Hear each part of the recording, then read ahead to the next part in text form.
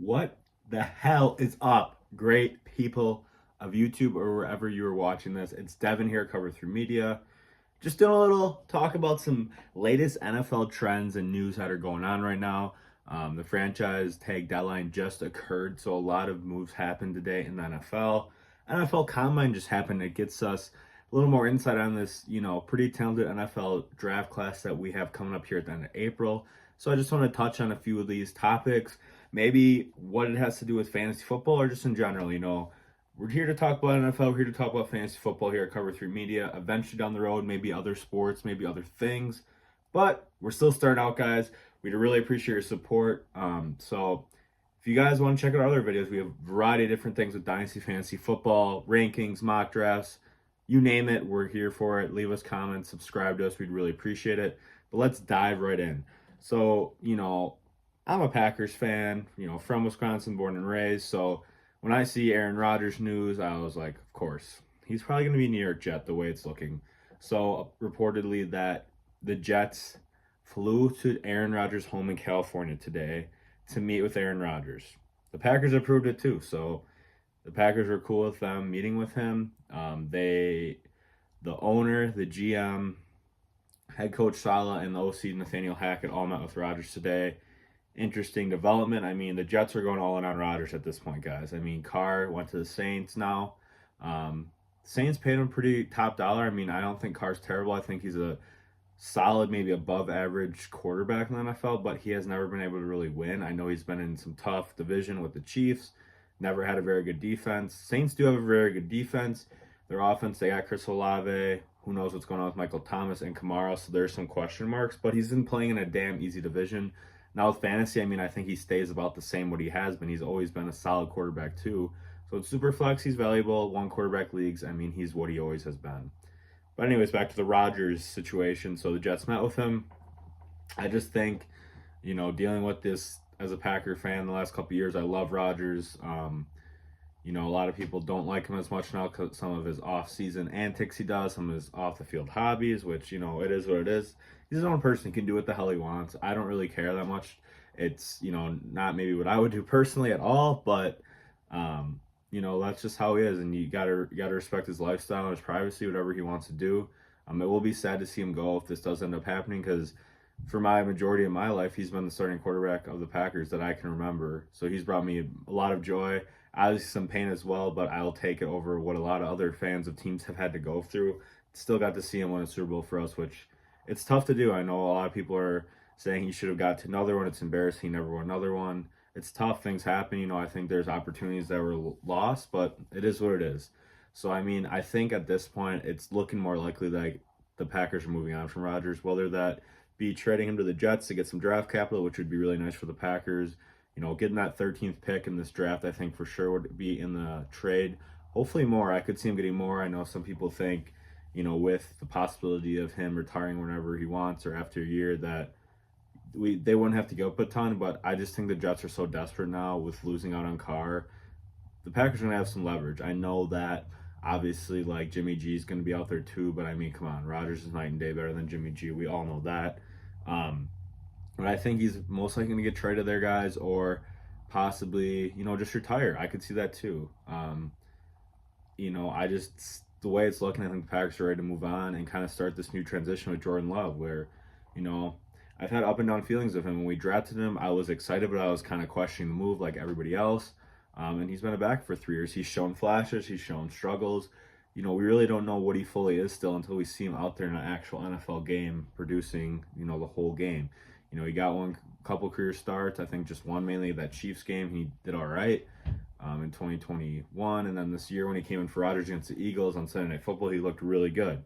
He's 24 years old already, so he's had a lot of years to develop behind Rodgers, which is, going to be good for his long-term sake. I think right now is the time to buy him in super flex leagues for Dynasty Fantasy Football guys. His value is only going to go up. If the Rodgers does get traded or retire, he will be the starter. Some people might not be super high on him, but Packers do have a solid offense. They have a solid team. I think people are thinking the Packers are going to have to go on a full-on rebuild if Rodgers does retire or get traded, which I get that, but we do have a very talented roster. We do have a lot of key pieces, a very solid defense. on paper we have a very good team, but maybe it's not up to par than what I think. But I think it's pretty good, and I don't think there's a ton of holes on this team personally. Even if we lose Rodgers, obviously, Love is probably gonna be a downgrade, but who knows how he turns out? Maybe he will be very, very good. Now, we'll see what happens with him, but I think he's a great buy low. I don't think people are valuing him super high in leagues yet, so I think he's a great opportunity to get him.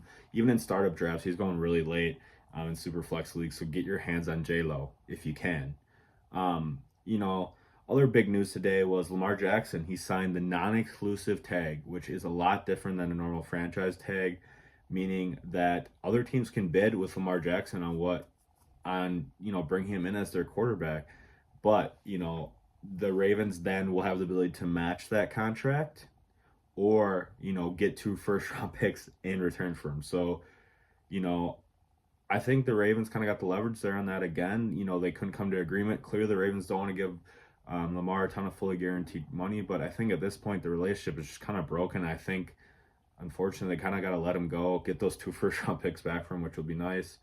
The Ravens' whole offense is built around Lamar Jackson, so it'd be a tough transition, for guys like Andrews and Bateman, because I have no idea where they would go going forward with this team. So if you have Andrews or Bateman, I just think the likelihood of Lamar coming back is pretty low, in my opinion. I mean, Bateman doesn't have a lot of value. I have him in the league, and I haven't even gotten any value in return for him, like trying to trade him. I think I'm just going to play it out. He is a talented guy, but without Lamar, it's just a question mark what's going to happen. And then Mark Andrews is one of the top tight ends to have in fantasy, but maybe you can sell him right now and get a good draft capital back and try to get a Goddard or somebody who's a little bit lower tier-wise, but we know who the hell's throwing him the ball next year. Mark Andrews, we don't know.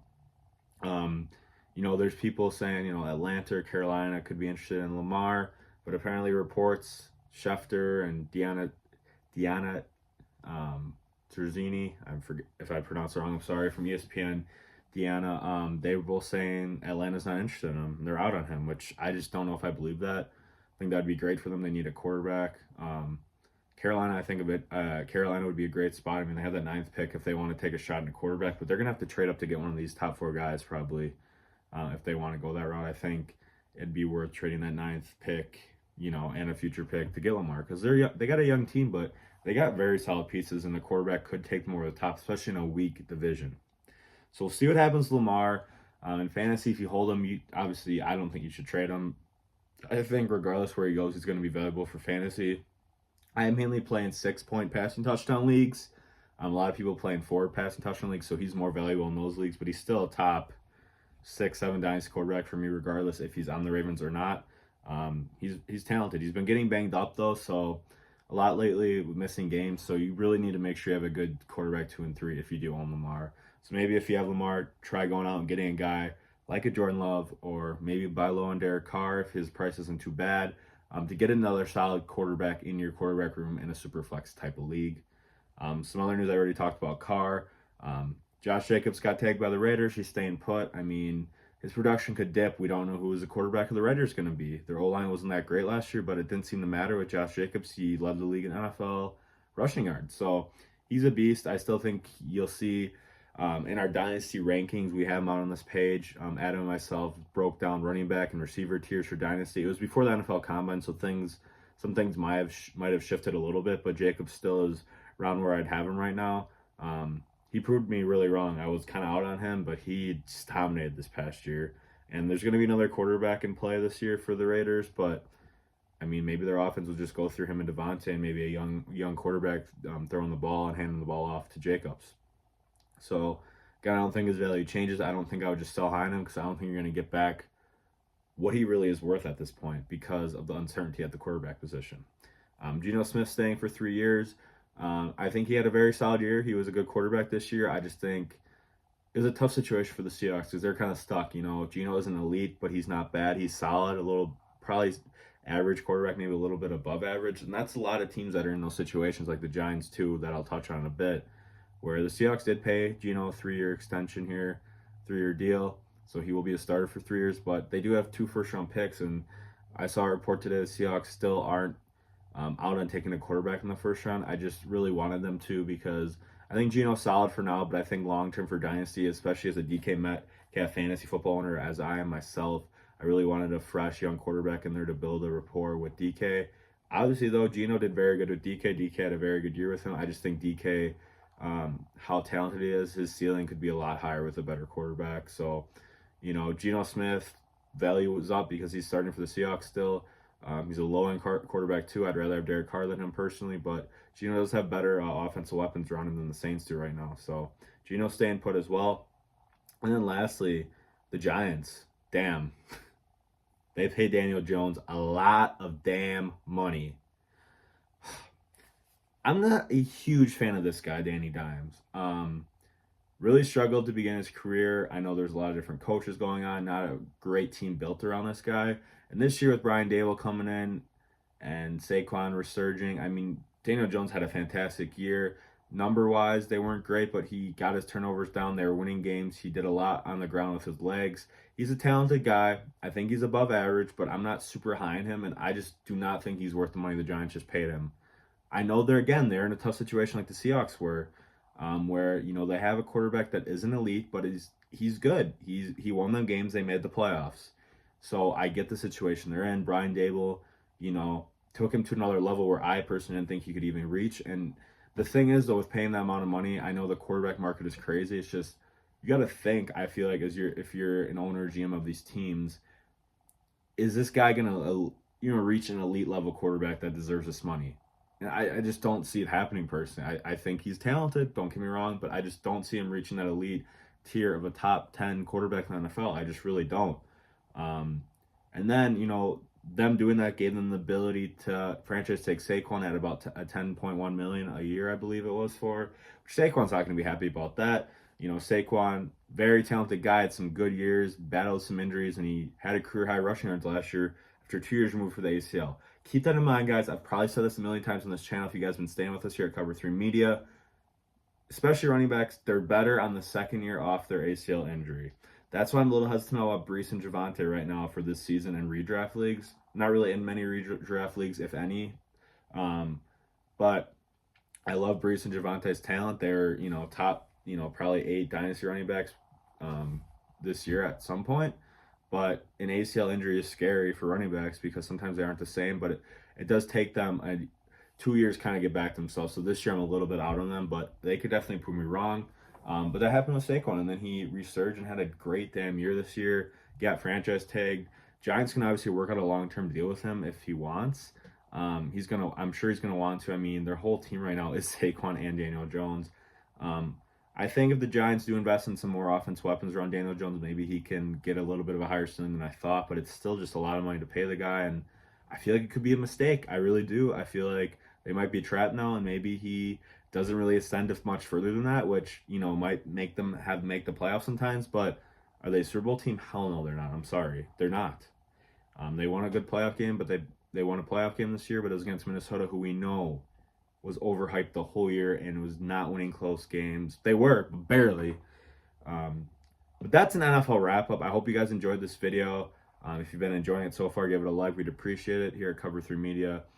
Christian, Adam, and myself put a lot of time into this, and we hope you guys continue to grow with us as we're trying to give out valuable fantasy football advice and just talk about NFL in general, and eventually, like we said down the road, be fun to talk about other things, other sports, but that's not our goal at the moment. We're pretty damn good at fantasy football. I'm not going to lie. We finished top 3 in our main big Dynasty football league. But yeah, I think these, moves in the NFL, there's more to come. Obviously, Lamar, we don't know where he's going to end up going now. But I just think he's out. I think he's going to be done with the Ravens. I think that relationship's too hard to pair. I think Rodgers is either going to the Jets in a trade or retiring. Carr, remains what he always has been with the Saints. I mean, he might have a better team now, so he doesn't have to put up as big numbers, which kind of concerns me for fantasy. But he's in a weak division, so maybe he'll have some easier matchups in those AFC West games that were tough. But at the same time, he had to put up some big fantasy numbers to try to compete with those teams. And then Jacobs and Saquon staying put. They kind of remain the same in my Dynasty running back rankings that you can check out. Link will be below here in the bio. Geno staying, which I just want them to get another quarterback for long term for DK that can really heighten his ceiling even higher in fantasy football. But yeah, I mean, the story of it, some teams are just stuck, with quarterbacks that made the playoffs for their team, but aren't elite players, but they're good quarterbacks. They've won games, but they've had a past where they haven't been able to produce, and they finally have one good year, and they got paid a ton. Geno and Daniel Jones. We'll see if that ends up being a mistake for those teams. The Seahawks, still have the ability to maybe draft one this year, like they said they could possibly still do, since they have 2 first-round picks thanks to the Russell Wilson trade. I just don't think it'll happen, but I just think I understand the Geno move more than Daniel Jones, just because it wasn't a super long-term deal. It was 3 years, and Daniel Jones was 4, and Daniel Jones got paid a lot more than Geno did. But we'll see what happens, guys, with those quarterbacks. I'm not gonna lie, guys. If I were you, personally, in Dynasty Leagues, I don't own any of those 2 quarterbacks in Fantasy Leagues. I would try to sell high on the guys. Sure, they just got some stability now and security for their careers for fantasy football. I would sell high on them. I think Daniel Jones is very good for fantasy compared to Geno. I mean, they both were very high quarterbacks this year for fantasy football. Daniel Jones is more valuable on 4 points per passing touchdown leagues. I play in 6 mainly, 6 points for passing touchdowns. I would see what you can get. Geno, I don't think his value is going to be any higher, and yeah, he could put together another season like he did last year, but I think whatever you already put in to get this guy, he's already exceeded that. So why don't you get back something that is going to be more valuable than him long term? Daniel Jones, I get if you want to hang on to him and just ride him out, but I think it doesn't hurt to sell high. It doesn't hurt to check value of your players, guys, always in Dynasty Fantasy Football. So I hope you enjoyed this video. Give it a like.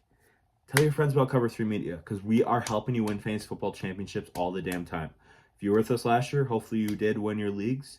We'll have great insight throughout the offseason, and NFL drafts inching closer by the day. I'm so pumped, and those rookie drafts are coming soon, guys, so you got to start preparing. Devin here at Cover 3 Media. We got you covered.